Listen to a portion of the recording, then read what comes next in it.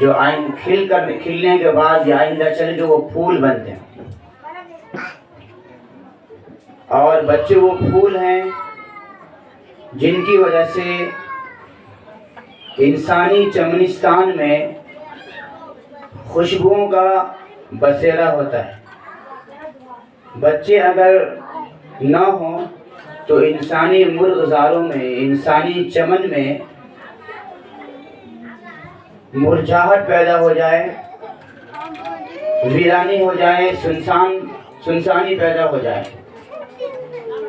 جس طریقے سے چمن میں کھلتے ہوئے پھول، اڑتی ہوئی تتلیاں، چٹکتی ہوئی کلیاں اور گنگناتے آبشار ہوتے ہیں، انسانی معاشرے میں اور انسانی آبادیوں میں بچوں کا وجود بالکل اسی طریقے سے ہے۔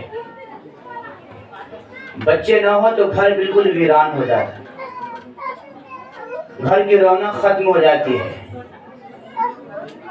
بچوں کی چہچہاہٹ، ان کا قہقہہ لگانا، ہنسنا، کبھی گرنا اور کبھی گر کے سنبھلنا، یہ ہمارے گھروں کی رونق ہے۔ اس کے لیے لوگ بہت تڑپتے ہیں اور اپنی زندگی کوشش کرتے ہیں کہ کسی طریقے سے یہ دولت حاصل ہو۔ یہ اتنی عظیم دولت ہے کہ دنیا اس کے حاصل کرنے کے لیے اتنی کوشش کرتی ہے، یہاں تک کہ لوگ اپنے بعض اوقات ایمان کو کھو دیتے ہیں۔ غیر جگہوں پر، غلط مقامات پر اللہ رب العزت کے دربار کو چھوڑ کے غیر درباروں تک بھی جا کر کے اولاد کے حصول کی کوشش کرتے ہیں۔ وہاں جانا اور وہاں سے اپنے لیے اولاد کی دعائیں مانگنا، یہ اپنی جگہ پر غلط یا صحیح، مگر بتانا یہ ہے کہ اولاد کی محبت انسان کے دل میں کتنی زیادہ ہے کہ وہ اس دولت کو حاصل کرنے کے لیے جو کچھ بھی کر سکتا ہے وہ ساری کوششیں کر دیتا ہے۔ یہاں تک کہ اللہ کے معصوم پیغمبر حضرت ابراہیم علیہ السلام، حضرت زکریا علیہ السلام کے واقعات کو خود اللہ نے قرآن پاک میں بیان فرمایا کہ انہوں نے اپنے لیے اولاد ہونے کی کس طریقے سے عاجزی اور انکساری کے ساتھ اللہ کے دربار میں دعائیں مانگی ہے، اور پھر اللہ نے ان کو اولاد کی خوشخبری بھی سنائی۔ وَبَشَّرْنَاهُ بِإِسْحَاقَ نَبِيًّا مِّنَ الصَّالِحِينَ، ہم نے ان کو ایک نیک بچے حضرت اسحاق کی خوشخبری سنائی۔ وَبَشَّرْنَاهُ بِغُلَامٍ حَلِيمٍ، ہم نے اس کو ایک بردبار اور نرم خو بچے کی خوشخبری دی۔ یہاں پر خوشخبری کا لفظ آیا، اس لیے ایک جملہ بتا دوں علماء کرام کی موجودگی میں کہ اولاد کا ہونا ایک بہت بڑی سعادت اور ایک بہت بڑی دولت ہے۔ تو پیغمبروں کے تذکرے اللہ نے قرآن میں کیے، اور اولاد ہونے کی خوشی اور اس کی وجہ کے مبارک بادی اللہ نے خود اپنے پیغمبروں کو دی ہے، یہ خوشخبری سنائی پہلے۔ اسی وجہ سے حضرت امام ابن القیم الجوزی رحمۃ اللہ علیہ نے کتاب لکھی ہے تحفۃ المودود فی احکام المولود۔ اس کتاب میں حضرت نے یہ ثابت کیا ہے کہ بچوں کی پیدائش پر مبارک بادی دینا مستحب ہے۔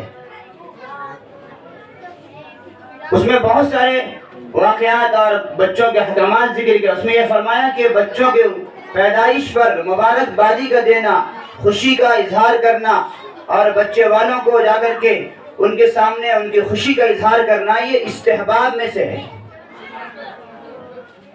بہرحال اولاد کا حصول اور اولاد کی نعمت یہ ایک عظیم دولت ہے جو انسانوں کو نصیب ہوتی ہے، لہذا ان کی تربیت، ان کا ادب و تہذیب کا سکھانا اور ان کو صحیح رنگ اور ڈھنگ میں ڈھالنا، یہ ہر مومن اور ہر مسلمان کی اپنی ایک ذمہ داری ہے۔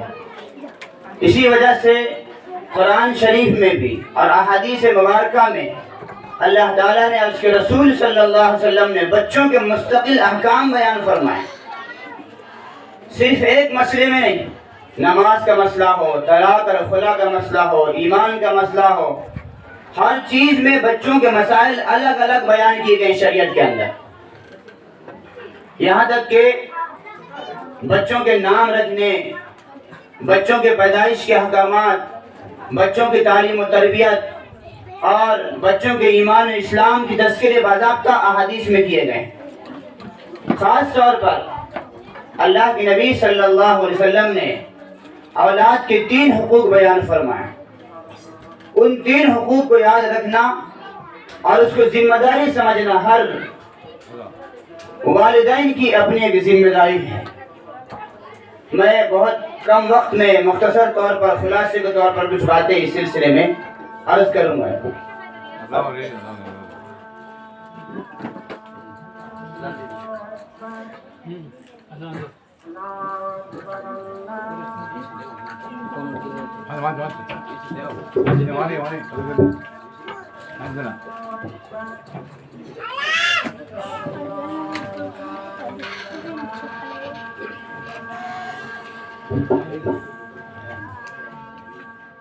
اللہ